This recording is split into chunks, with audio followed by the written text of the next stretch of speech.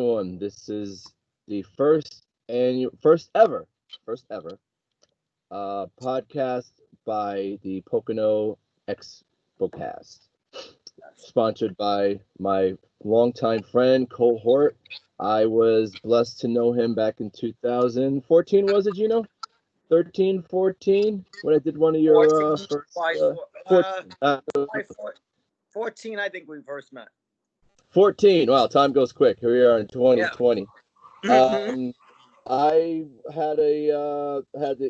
he's a great guy. I was able to get a table for my artwork. I am a painter. But first, let me introduce you to the creator, the owner, the innovator of the Pocono Expo, which is biannually, right? For the most part. I'm trying to start off the little pandemic we're going on. Yeah, we were gonna run one. Kind of messed up things. Well, again, we hope everyone's safe and protecting themselves during this pandemic, which is fading, thank God. First, I'll let Gino introduce himself a little bit, and then I'll introduce myself, and we'll get on with our first episode, which will be about redemption in comic books and pop culture, and how important that it is to recognize when we want to better ourselves as a person, no matter what we've done or no matter what sin we've committed. And we're trying to touch on subjects that are more deeper than your average podcast for the most part. Like everyone talks about comic books and pop culture as general. We want to go a little deeper. Like me and Gino are believers, and also I'm a big reader of Joseph Campbell's work and a lot of different philosophies when it comes to the human spirit and the human condition. First, I'll let my longtime buddy and partner of comic books and comic book knowledge, Gino, take it away. Okay, so I started doing the Pocono Comic Expo in 2014. I started organizing it because I feel that a lot of, with everything getting so big right now, and pop culture being such a big thing going on, that something's getting lost, because it's like there's a lot of people doing it just as socializing that don't socialize that much. I'm noticing that are going to cons or even cosplaying just because, even though they're not into it in their heart too much, they're doing it more or less to get out of their shell. So I wanted to bring it back to the roots, what me and Eli grew up with. So that's pretty much why I started, because there was not really ever anything. There was one I heard in '91 that they did. It wasn't really too big. It was probably closest to the way Comic Cons were back in the 70s and 60s. So that's why I started that. And then in 2016, I started my company, Power Up Entertainment, kind of with the same mindset to bring back the soul, the spirit of everything going on with pop culture and stuff like that. Because a lot of this I use to, me and my friends have different beliefs on things. They liked characters better than I did. I liked characters more than they did, and I told them my views on certain characters. So that's pretty much why I started everything. So getting up to now. Now I'm trying to start up more conventions. I'm working with 2 other people with a Power Ranger con, and that's going to be happening in November, in Philadelphia area. Nice. So yeah, that's everything. Nice. So tell us a little bit about yourself. What got you into it, so we could give our listeners and viewers, or whichever, a little taste of who we are and why we love this stuff. Well, yeah, me as a person, I had a lot of shortcomings when I was little. I was born flat-footed. I had different other obstacles and stuff throughout my life. So that's why I always really levitated to comics as an outlet to kind of read about these characters. That's why a lot of the characters I love are ones that have obstacles. That's pretty much why I started. And I started at a very, very young age. Probably before I can remember, maybe 3, 2. And reading comics, I got into that probably when I was around 10 or 11. But pop culture has like cartoons and all that stuff I got into very, very early age. I used to fight with my friends over like Thundercats, who would be like the big Lionel, who would be this one, like Justin. So we used to really. I remember one year for my 6th birthday, I got 2 He-Man swords.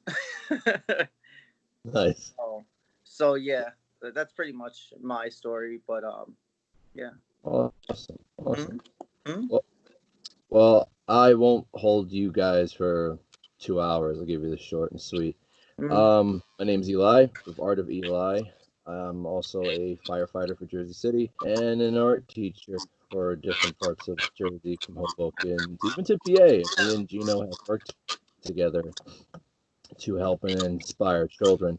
I got into this, you could see from my room. I'm a big Batman fan. There's more stuff, but Batman's the main focus. I got into it when I was 12 for the most part. I love cartoons like Gino, kind of like Looney Tunes, which, by the way, Looney Tunes on HBO Max is pretty awesome, in my opinion. Disney, I love to draw. It was my escape. With me growing up in the city, there was a lot of people, a lot of my schools, a lot of bullying. I was a scrawny little kid. You look at me now. Now I look like, if anything, I could lose some weight, let alone But when I was younger, I was really, really scrawny, and I loved to wear T-shirts with something on it. I mean, I still do. I'm going on almost 40 years old this Christmas, and it's just who I am. But growing up, I try to tell my students we got beat up for this stuff, right, Gino? So it was definitely a struggle, but I loved it enough to fight for it. And when you find something you love for it, you fight for it. When you know in your heart that's you. So I got into art younger. I drew since I was 5 years old. I love to paint. I love to animate. I do murals. I keep myself busy for the most part.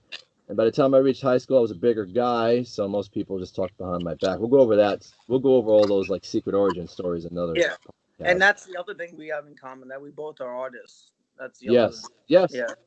So I just thought about that to say. Both artists. And another thing that I could say about my friend here is that he's my brother. He's a good guy. He has a great heart. Everything he does, he puts his heart into it, and he wants to help people as much as I do, and inspire children and help people. And that's what we're here for. So, without further ado, I think we don't want to keep it too long. I think we should start on our redemption. What's on redemption? So I'll let you go first, and then we'll go back and forth. Okay. One that's close to my heart, like out of these characters, I would say is Matt Murdock, Daredevil. And there's a lot of things that I about the character that I really what's the word? Like, trying to think of the word. Well, there's a lot of things about the character that I relate with. Especially with him having eye problems. He's a blind man. He's using all his senses around him. A lot of things like everybody has their own mentor. Like Batman had like Alfred and Commissioner Gordon. Well, his is a priest and nuns. He uses that, and the Netflix show did it really well. When they started, it started out with him confessing about wanting to go out. And he actually said to the priest, he's like, I'm not confessing of what I did. I confess what I plan to do. And then you go. Sounds familiar. Yeah, you go further throughout the season. By the end of the season, he becomes Daredevil. Like, he uses the devil, the image of the devil, to incite fear in criminals. And I thought that was interesting. It's like a lot of superheroes like that. A lot of heroes like that. They use that. Like Batman used it.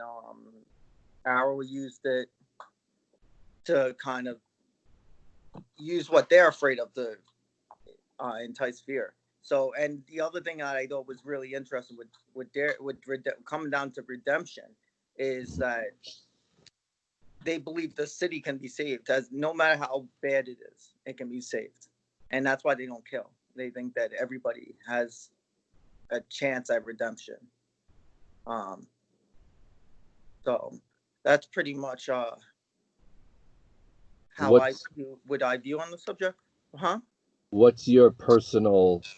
Because I want the listeners and viewers to understand what's our personal takes on the word redemption. What's your personal views on what redemption is to you? My personal views would be where I believe that too. I think that no matter how bad somebody is, you hear these stories all the time that somebody like really is a horrible person and out of nowhere woke up and they realized they were doing wrong. It's like an evolution of the way the way someone is. Everybody's always changing, so it's like redemption goes further than just you're a bad person. I think that you can actually evolve and think differently. Look at what they did with Tony Stark in Avengers Endgame. He was pretty selfish. He wasn't like extremely selfish, but he was kind of selfish about himself. That's why he said he was Iron Man. He wanted people to look at him. So he actually gave him his life up. So that's the way I view it. So all these stories have some sort of take on redemption, especially like with all these pop culture stories. The darker the story usually has more, but yeah, that's how I take it for what redemption means to me. Cool, awesome. Say my personal take. First, I'll tell you my personal take on redemption. Just like you said, redemption is when we are redeemed of our sins or errors of our ways, when we, in our heart of hearts, want to change and become better people.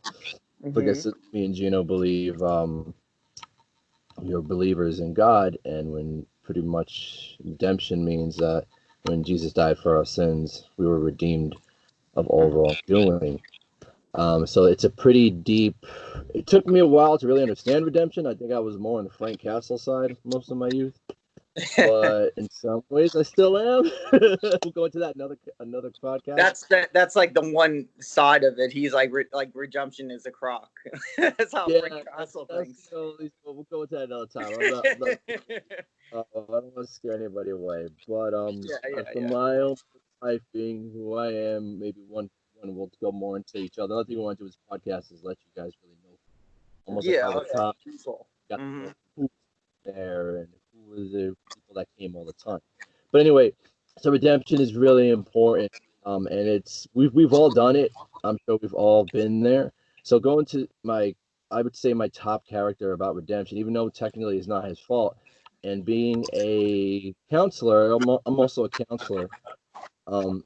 We put things on ourselves that we shouldn't, and we carry this burden on us. But if you guys didn't guess who it is, I'm talking about Batman, right?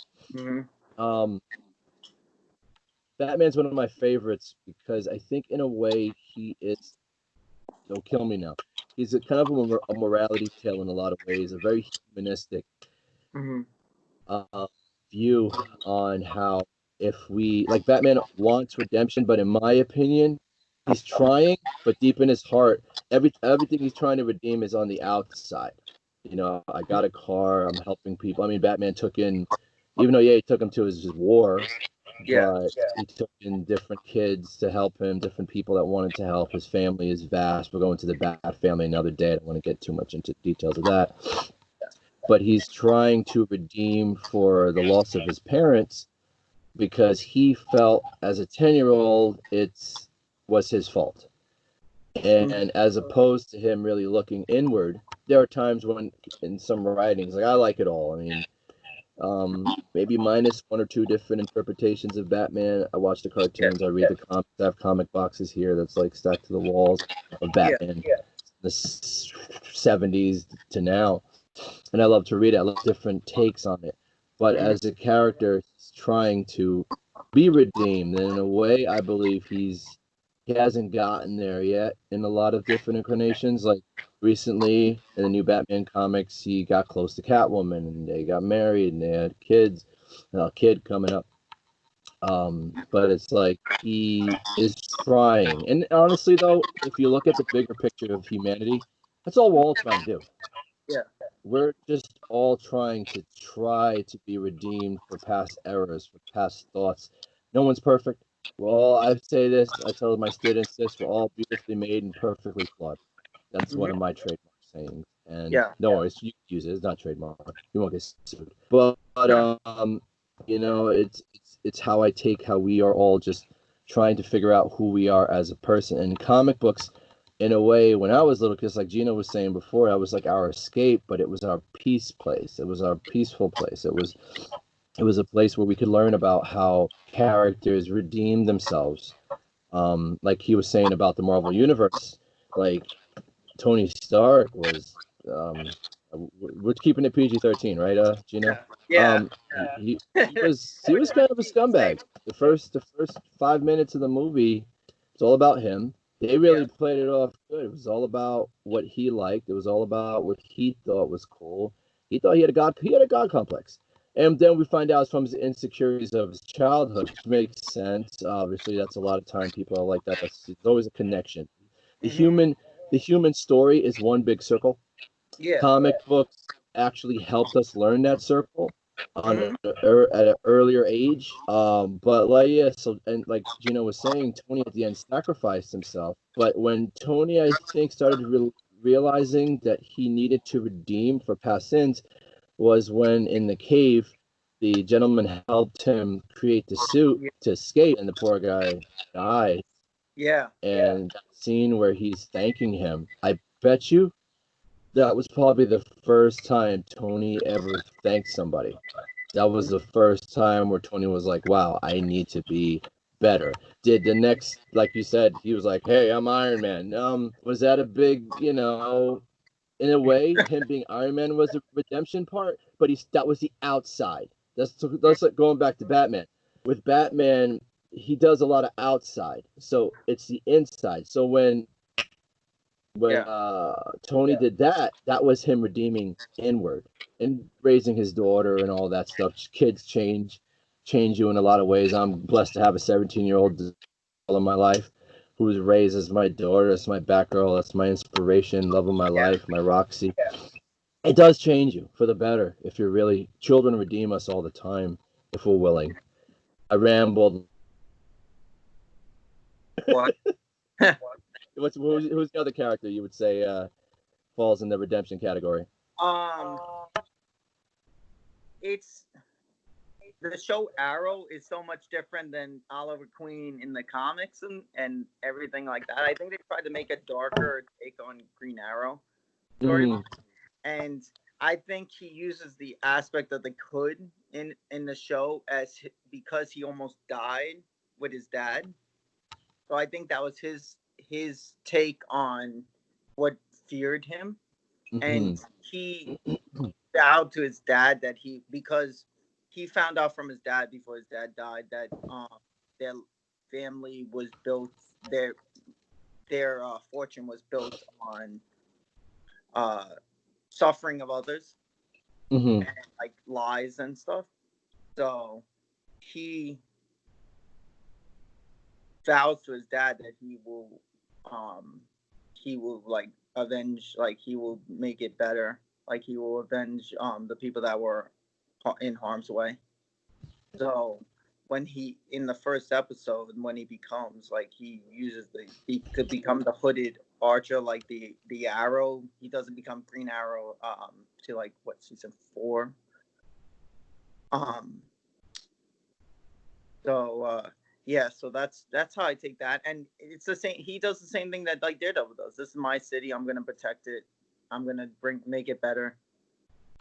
That's another character to me that I think wants to be redeemed. He wants to redeem his whole family.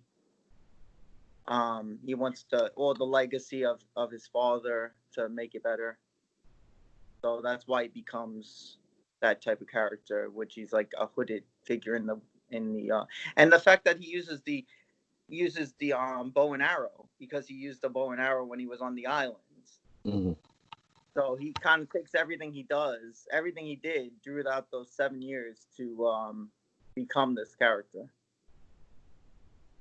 And that's like his first.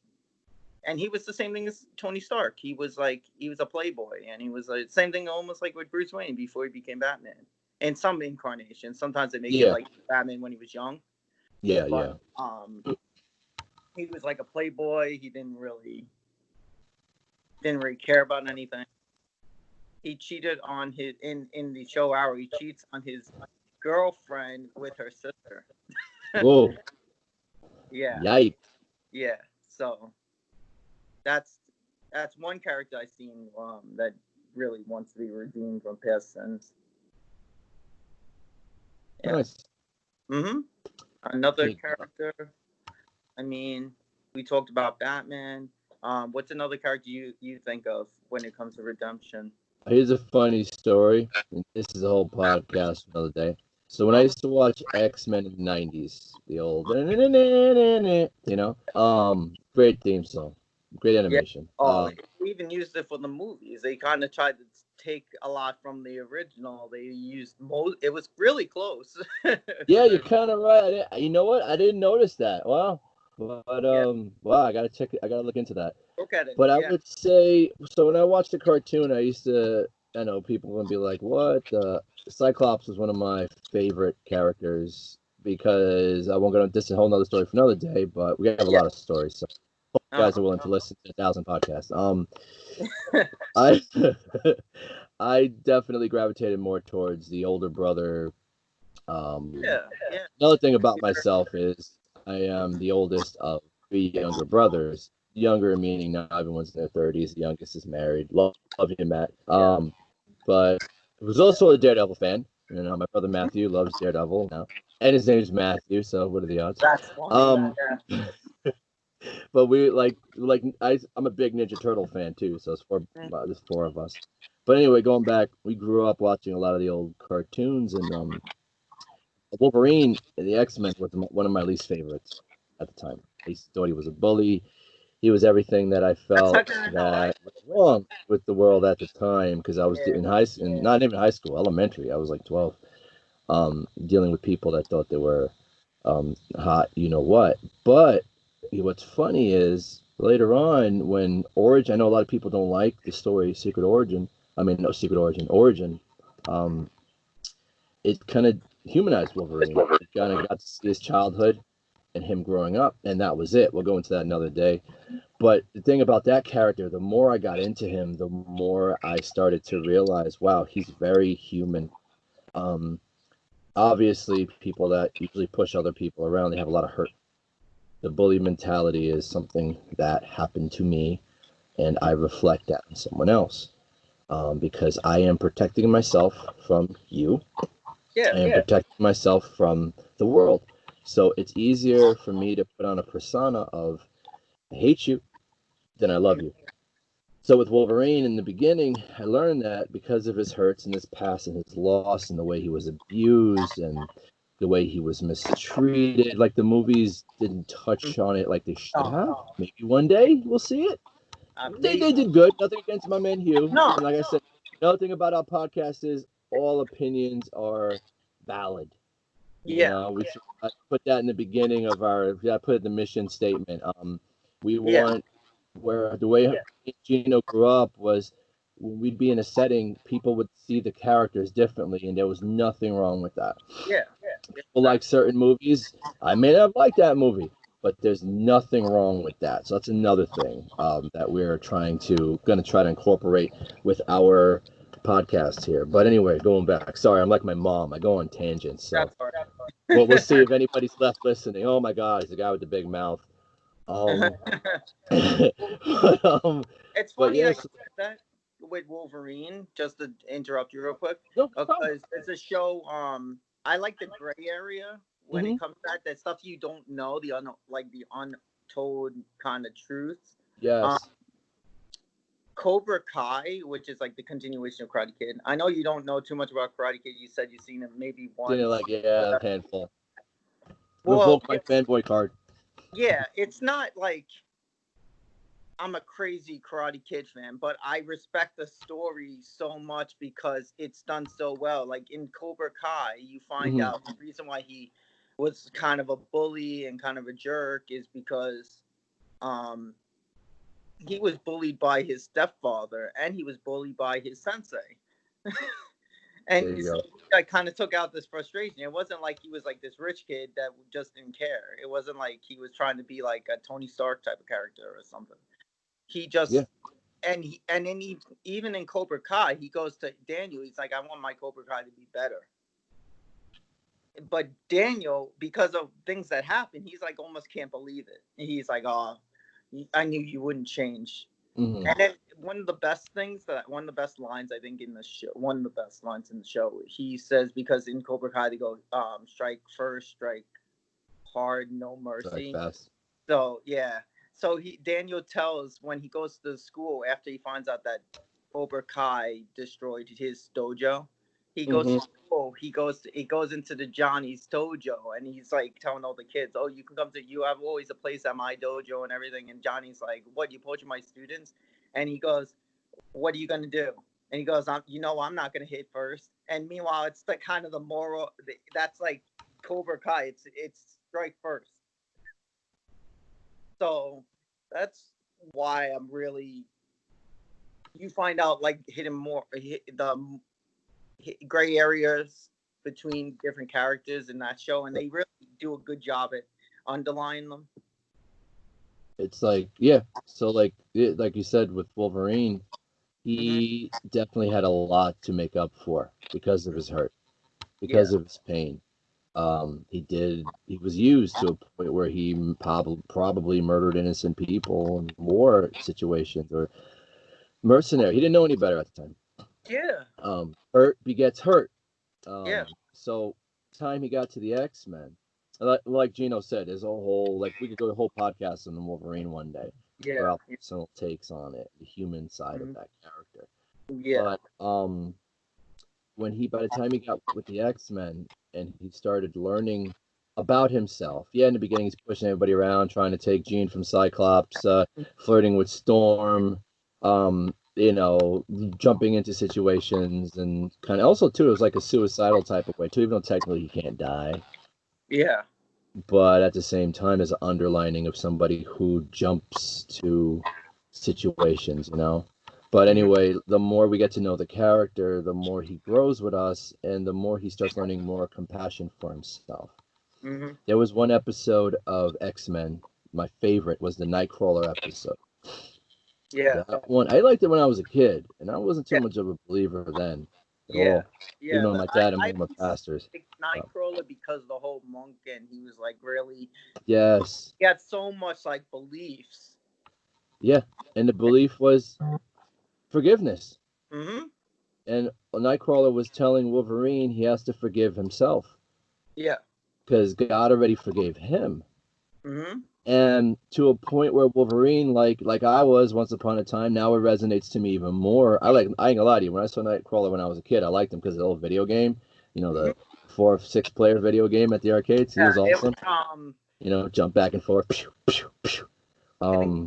It's something Gems or something, like the Super Nintendo game. I think they had one. I think he was in that. I'm trying to remember. But yeah. So like that episode really resonates with me even more now as an adult. And at the end, Wolverine's reading the Bible. He's trying. Again, life is not about perfection. It's about progress. As long as we're progressing to be a better person. Wolverine now, and he reminds kind of me and me, angry 20-something-year-old, didn't hurt nobody innocent, but definitely wanted to push everybody away. But then the older I got, now I'm a teacher. And those kids are my life, like I became a dad. Like Wolverine always took like Jubilee and Kitty Pryde, tried to protect them, taught them how to protect themselves and all that. And he looked out for them because he knew they were the innocents. And maybe I always saw it as adults weren't innocent, children are. So like being a teacher kind of taught me to be a better person. Almost like now you look at the Wolverine comics of the 2000s. He's a teacher now. He's more compassionate. He's he didn't want to be, but it's like life, kind of like how I was. I mean, I'm not that I didn't want to be. I didn't think I was good enough. Honestly, I'm like, me teach like 20 to 50 kids, and now I'm doing it 10 years, and I'm grateful. I'm so grateful. And it's like with Wolverine, he got to learn about himself through the kindness and caring for others to a point he's become a more rounded person. Now, granted, some people are like, oh, story-wise, what are you going to do after that? Well, I'm sure now, I ain't gonna lie, X-Men, I kind of fell off late 2000s, budget reasons. So if anybody knows like what happened to Wolverine pretty much after Wolverine and the X-Men, or when he was a teacher, feel free to hit us up or let me know. Like we'll give our information at the broadcast. But yeah, it's that character really is a character of I was here, I was angry, I was hurt, I hated everybody, I did my job, and what I did wasn't very nice. And then you move down to I'm becoming complete-ish. I'm learning about myself. I'm loving letting people in, and I'm becoming this more well-rounded person spiritually, even emotionally. I'm not angry anymore, but I can still, Wolverine. People are like, oh, Wolverine's soft. No, he'll still rip off someone's head, but he might apologize after. Might, depending on who you are, right? So yeah, Wolverine's my second. Any others, Gino, you could think of? We could talk about this all day. The last one I would say is Angel from Buffy and Angel, because he was Angelus. Oh, that's a good one. Without a soul, and he was cursed by gypsies.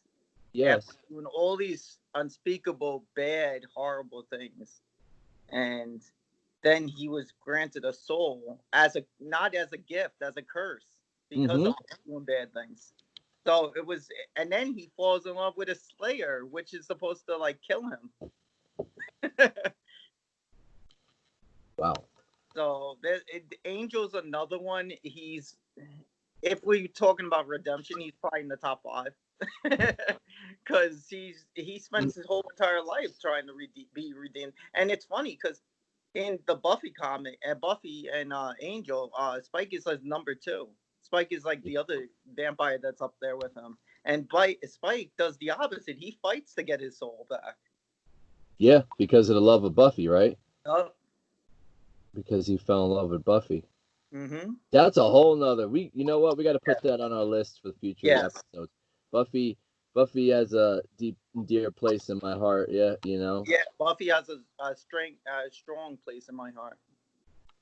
It was definitely that was definitely a show that took archetypes of high school relationships, loss, sexuality, and put it in terms where you put a vampire there and you put it in a fantasy realm, but the actual deeper meanings of those shows were so more human than shows without vampires. Exactly. And it was, believe it or not, it was Angel that got me into the Buffy show. I ain't gonna lie, being a little kid, because I was still like, well, how old were we? How when Buffy came out? We were 14, 15 maybe? Yeah, we were about that. It was like maybe a little younger. I was 13. And you were probably like I ain't gonna lie, like I said, we're here to be honest. I'm like, oh, it's only, it's not the girly show. I know, I'm ashamed. I can't look at the camera. My best friend, another great guy who we'll probably have on this show one day. Mine's just like-minded, like the two of us and the people we hang out with. Is him and his sister told me about Buffy and Angel. So he's like, oh, you got to watch the show. Angel, he's a tough guy. Like I said, he's trying to figure himself out. He's trying to, find redemption. And I said, oh, so I watched the first episode of Angel, and I was like, wait a minute, wait. And I'm like, wait, there's so much mythology here. So then his sister let me Buffy. So I started. I'm a completist, right? So I got to see things from the beginning, the middle, and the end.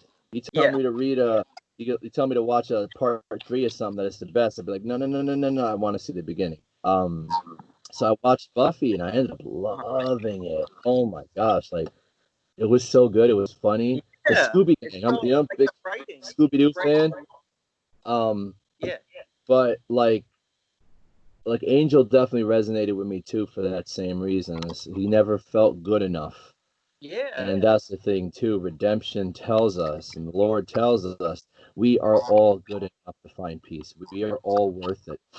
You know, we are all willing to, if we're willing to, I should say, if Yeah. find our personal place in this world. We all have our own gifts. We're like the X-Men, right? I have gifts. Gino has gifts. Everybody listening and watching this has gifts, Yeah. and we're all part of the same team, you know. And what we're fighting isn't other people. It's Yeah. our own demons. It's against the Bible says fight it not against flesh and blood or principalities and power. Meaning, I'm not fighting against another human being. I'm fighting against something bigger than that. You know, Yeah. injustice, pain and suffering. You know, and that's a whole nother thing for another day too. But going back, I would say, you know what, Gina, we forgot to mention some female characters. Yeah. I would say from my take, I would say someone like Harley Quinn was definitely a character that was redeemed. I know some people are like, "Oh, I don't like the new ones." Like I said, I'm not here to Yeah. play devil's advocate. I'm just saying what the timeline of creation of her. The beginning, she was just a mall from like the 1960 Batman. She got popular, and they turned her You know, into a big characters household like name. there's even And characters like Electra too. yeah, There's have you like read the oh my Harley? What was it? Harley. Harleen. It's Harleen. I think Quinzel is her It's full good. name. Oh my God, that is so good, and it actually humanizes to a point where we understand why the Joker got in her head. It was so human. It was a Mm-hmm. great, great comic. The art's great too. Yeah. But like that character, she has definitely grown from Joker's shadow because that's really what she was, and she was Mm-hmm. abused. And a lot of other comics go into her childhood where Yeah. dad was a criminal or dad was absent. It was always her parents weren't all there, Mm-hmm. you know, and that could lead us in the end. We still have to take responsibility as adults to be like, my future, my destiny is not controlled by people of my past, but Yeah. of what I'm gonna do with it in the present, you know. Mm-hmm. But with Harley, she definitely. And I'm not talking about anything in particular, but as a general character, from what the writers tried to do in all aspects, they tried to show, well, I'm breaking free. In one comic, she beat the living snot out of the Joker. That was her redemption Yeah. song. Mm-hmm. Redemption song. You know, that was her way of breaking free of those bonds. And she was always deep down kind of a good person. She had that struggle. Mm-hmm. Yeah, she was psychotic. Yeah, she killed. And like the new cartoon, she's all over the place. But Yeah. there's a part of her that wants to do good. It might be this small, you know, Mm-hmm. like a mustard seed, tiny, right? But even as long as you have the faith of a mustard seed, it's possible. You Yeah. can be redeemed if you want it. And she, as a character, broke free from that, and she helps, and she was kind of the anti-hero. Oh, we got to talk. Oh man, we got Deadpool was another one. You Yeah. know, especially the movie. The movie really showed Wade like, He says all the time. He's like, I'm no hero. yeah, he's no hero. He's trying Yep. his best to get by and do what's right, but he's done so much in the past that he feels is wrong. And it's almost like when we have done so much wrong in our past and we wake up to it, we Yep. almost feel like I don't deserve it. Well, we're here to tell you, you do deserve it, Yeah. you Yeah. know? But watching these characters struggle, it mirrors us as people, what Mm-hmm. we feel. I felt it. I'm sure you have too. You know, I'm Yeah. sure 100% of you that's out there felt it at some point, you know? But going back to Harley, we'll talk about Deadpool another time, but Harley was definitely a character who, when she broke free of Joker, she found a family. She's, you know, like Poison Ivy, and in some of the comics, and love or hate it, she had a whole, like, crew, and she took a bunch of misfits in, and then she, you know, even like the Birds of Prey movie, you know, she had a family in that too. So she's trying to, we always try to make redemption, notice, Yeah. outside first before we go inward. Yeah. But as long as we're doing something, that's progress, you know? And she's a beloved character, and I think that's why they had to break her free, in my opinion. They had to break her free of Joker because people were starting to, well, girls were starting to see her as a role model, even though they're not flesh and blood.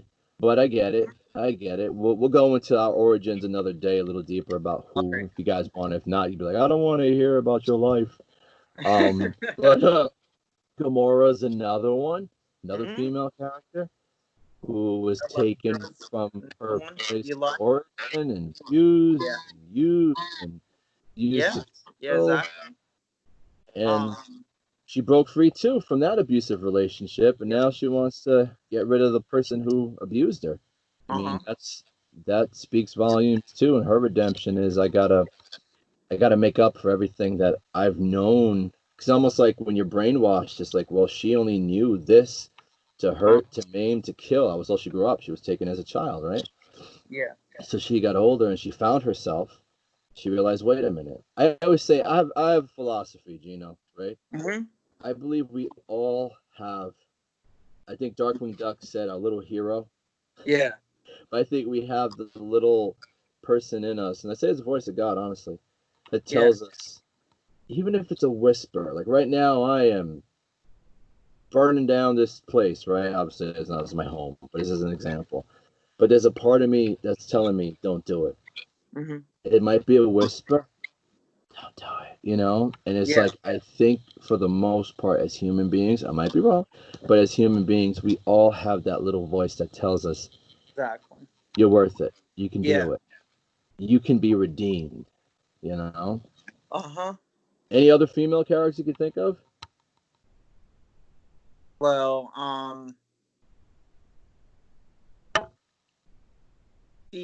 Elektra has it in the series more than, I'm not sure about the comics too much. They kind of go back and forth, but the way the Netflix series did it, Elektra does it. She starts off with just being a killer, just an assassin, and then because of her love for Matt, she becomes better. She becomes good. She dies because of him, and then when she comes back like dead because the hand brings her back, and she becomes like a killer. And then she dies again for Matt, and then we don't get to see what's gonna happen with her because the show got canceled. I hope it gets picked up again. But it's just like seeing that character. That's a good point. Love, yeah. In the end, love is what's important. Like love casts out a multitude of sins. Yeah. Meaning that when we are truly loved, we want to become better people. And we always have somebody, you know. Yeah. You may not notice. The sad thing is when like these characters are so stuck in the dark, they don't get it. They realize that there's somebody that actually cares about you on this side, on that side. Or we realize, wait, through my walk of pain, there was somebody holding me up. And that's really the big part of redemption. In the end, it's about self-love. Like, if I'm, like you said, with Elektra, she did all these evil things, but because of that love that she had for Matt, she sacrificed herself, you know? And that's the whole thing about love, too. Love is sacrifice. Same thing with Catwoman is another example. Yeah. Because Catwoman, her love for Bruce Wayne.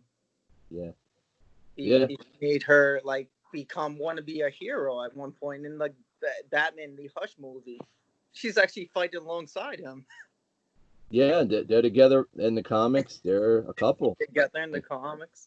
I mean, I won't go into my my personal take on Catwoman, but from my personal life. But in the end, she was somebody who felt not worthy. She went through her trauma too. If you look at year 1 and year 2, and she did wrong, but she didn't. She had morals behind that wrong. She wouldn't kill in cold blood. She wouldn't hurt a child. She wasn't Joker and Penguin status. Those guys wouldn't care. Two-Face has a half and half. So Catwoman, in a way, you're right. She met Bruce, and it kind of changed her a little bit. But it's also she keeps fighting her old nature. Yeah. And, it's the same thing with Elektra. Elektra's like that. She fights her old nature. But isn't isn't that really what it is a lot of times in us human beings, and like we fight our own nature, our old nature. And the thing with Catwoman now, like I said, this is, some people feel it wasn't a great storyline, but Tom King, his last run of Batman from #1 to I think 90 something, 97, City of Bane and all that, like it got Batman and Catwoman closer, and the wedding, Batman 50, or spoiler alert, 3, 2, 1, wedding that didn't happen at the time. That was great. It was so great because I got to see these characters grow, and you got to see their love for one another, and you got to see her wanting to be a better person. That's really what love is. Love is, I love you so much, or you love me so much. I'll do better. You love me so much. Whoever's out there, you know. I love Gino like a brother. I'll say that. You know, like, but it's like, you know, that love that person has for us, whether it be a parent, whether it be a guardian, whether it be some wife, husband, boyfriend, girlfriend, human being, say that, loves me enough that I want to be a better person. And that's the ultimate love too, the agape love, right? The love that God has for us. It's enough that we're like, wait a minute, if I'm worthy of love and I feel it, then I try to be better. Like it makes you be a better person. And with Catwoman, that's what it is. And with, it's funny because it doesn't go like, as you've noticed, like you said, the Hush movie, like Catwoman dead up says to him, like, I changed for you. Yeah. I didn't expect you to change for me. But when she saw that Bruce was so obsessed in that storyline, she had to walk. In the comics, she loved him so much she ran away on the wedding night, because she was like, wait a minute, if he's happy, because she let other sources get into her ear. We'll talk about that another day too. I think that's a thing we should touch on. All right, outside sources, toxic people. But anyway, she found herself through that. Yep. I think this is the last about for our first podcast, because my phone's almost dying. Uh-oh. Hey, we did good. I couldn't find my iPad. I think we reached about 50 minutes worth of content. Okay. Cool. So, Gino, I hope first and foremost, thank you for whoever gave us this 50-something minutes of their ear or their eyes or both. We really appreciate it. We love you guys. We may not ever meet you, but we hope that with this podcast we can get other people to look deeper with themselves and find their personal peace, at least on my end and his. Gino, where can people find you on social media? So you can find me on Instagram at darkprince84, or you can find me on you can find my business page and the Pocono Comic Expo page online. My business page is Pocono Power Up Entertainment LLC. So you can look up that on Facebook. And what about you, Eli? Well, you could find me on Instagram, Art of Eli 1980. Yes, I'm old. You can find me on Twitter, also Art of Eli, all one word. You can find me on Facebook. You could, I mean, if you guys are willing, you could even, my personal page is Eli Ramos. Is a picture for now of Batman and children and my baby brother, who I love with all my heart and I'm proud of. Or you could, if you don't want to get personal, there's the art page on Facebook as well, Art of Eli. Right now the picture is Goliath from, oh, that's a whole other story I gotta talk about one day. It's Goliath in a painting that I did that's glow in the dark and neon, and that's also Art of Eli. Feel free to also too, hey, if you're interested in learning more about anything, or you know, my personal email 25, and I hope if we inspired you, I hope that we gave you guys a little insight of who we are, but maybe a little bit too from talking about this pop culture stuff, that it kind of inspires you to look a little deeper in yourself. And if you like us, feel free to hit us up and say, and honestly too, if you don't like us, well, I'm willing to take criticism and learn. At the end of the day, try not to breed hate. So if you say, hey, you suck, or you need to grow hair or whatever, I can't help you with that. But I pray for the most part we touched some hearts today and some minds. And until next time, anything you got to say, Gino, before we head out? Actually, not really. We can just end it with like Stan Lee ended it, Excelsior. And I'll end it with everybody stay encouraged and encourage one another. Yes. Signing out.